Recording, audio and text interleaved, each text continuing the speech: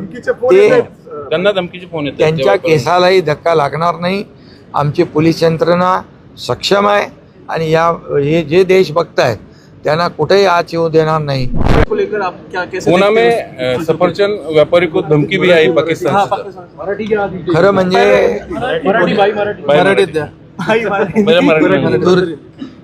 तुर्कस्तानवरून जे काही सफरचंद असतील, मार्बल असतील, राजस्थानमध्ये पण मार्बलवर बहिष्कार घातला आहे, पुण्यातल्या व्यापाऱ्यांनी सफरचंदावर घातला आहे. मी या सर्व व्यापाऱ्यांचं अभिनंदन करतो. हे खरं म्हणजे देशभक्तीचं लक्षण आहे.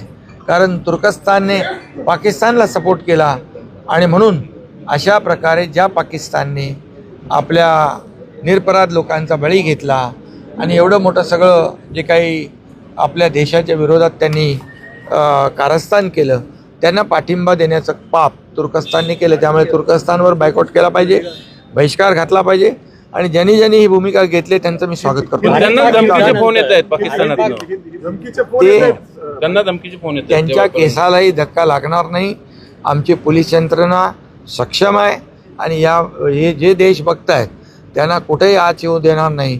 आमची महाराष्ट्राची पोलीस जी आहे, हे पोलीस आणि गृह विभाग हे सगळं अलर्ट. आमच्या 2 बैठका देखील झालेल्या आहेत, army, navy, air force, civil defence आणि पोलिसांच्या बरोबर पण. त्यामुळे सगळ्या बाजूने आम्ही तयार आहोत.